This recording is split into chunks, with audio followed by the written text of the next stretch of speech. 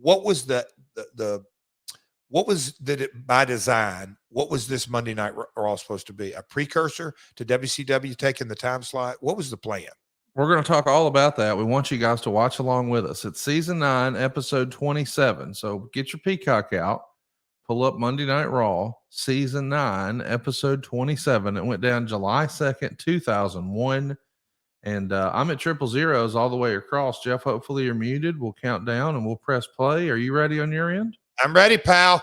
Here we go in 3, 2, 1, play. So we got the signature open here, and we are just days away from the big invasion angle really getting kicked off in Atlanta. And that's maybe the biggest question. Is Raw 1 week after this was going to be in Atlanta?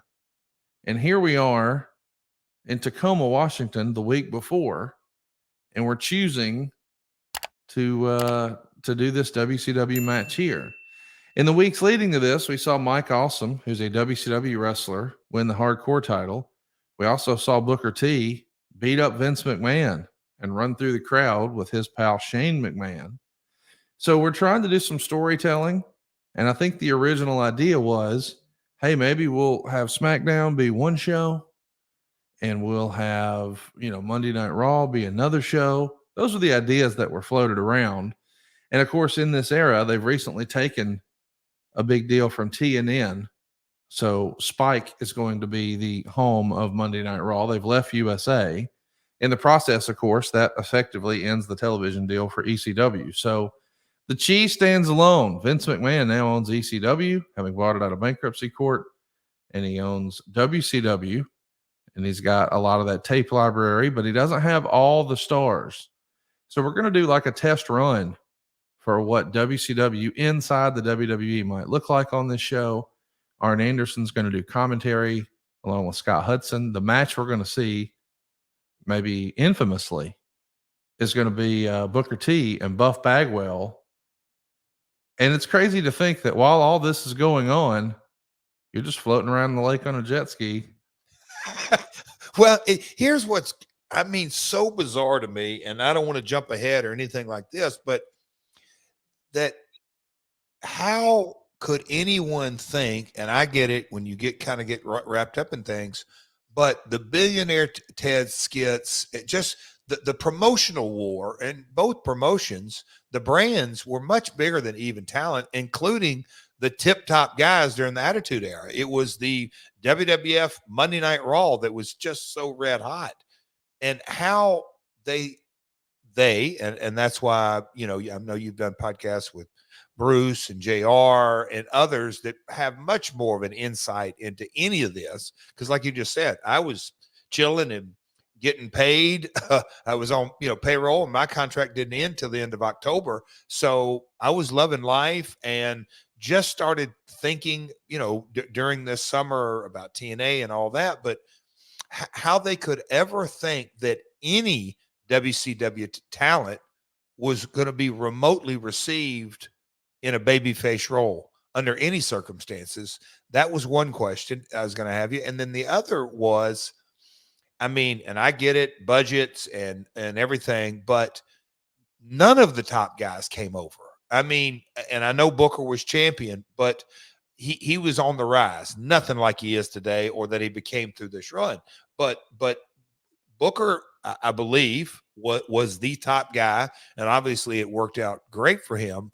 But no Hall, no Nash, no Goldberg, no Hogan, no Savage, all the kind of the top talent that turned the tide, if you will, in the promotional war were a part of it. So the WWE universe, as I'll call them, of course they were going to reject all of it. Do you think they just overlooked that thought, Conrad? I think this is the most unhinged version of Vince McMahon we ever got. I just want to add some context to all this. He just bought ECW out of bankruptcy. He just bought WCW. He just had the biggest WrestleMania in history. He just turned Steve Austin heel. He's also got the XFL that he's just launched, and it's failing badly. there's a lot going on with Vince right here. Wow. Okay. That's context in a huge way. The XFL, Flopping majorly. this is the summer that it was flopping. Yes. Okay. So I not on the ball and probably wasn't listening to anybody around him that may have thrown up. Hell, I bought ECW. I bought WCW. They're both shit brands. I'll make it into I want. Well, I guess. Because just kind of the miscalculation of no top talent and we're going to portray anybody as a baby face. God bless Booker, man. What a tough spot he was in. Whew. It's really bad. You know, they had 10 weeks and then they did the playoffs. It started in February.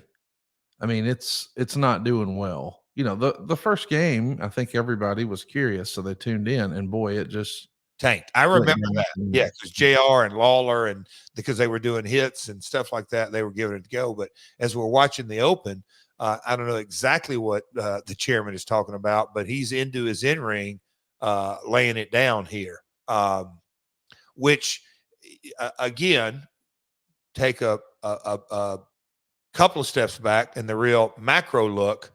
That's the face of the winning brand, if you will, in front of the winning audience, because the fans, I think, in the whole extrapolated all the way out, I think the WWF longtime fans said, hell yeah, we won the war.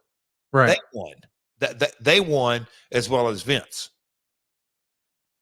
It's that weird tribalism that exists in wrestling now, but it was certainly existing back then. I mean, fans were really invested in which show is winning and which show is losing. Mm-hmm. And I watch the show that gets better ratings. And what's so weird about that They watch is both. that doesn't exist in any other form of entertainment. Like, never am I having an NFL conversation with somebody and they say, man, I don't know how you pull for them. Their ratings are in the shitter. You'd be like, wait, what'd you say? Who gives a what?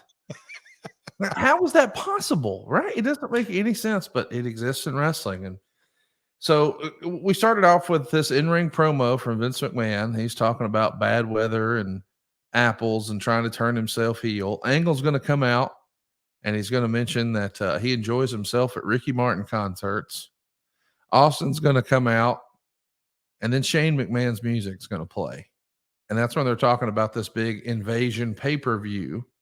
And he's going to announce Booker T versus Bagwell for tonight, and the crowd boos. The thing that gets me about this. Okay, I want to hear this. I'm as engaged in hearing much more your thoughts than my thoughts on this. You've got so much more context, I think. The pay-per-view is almost 3 weeks away. So it's 20 days away from this, because that pay-per-view invasion happens on July 22nd.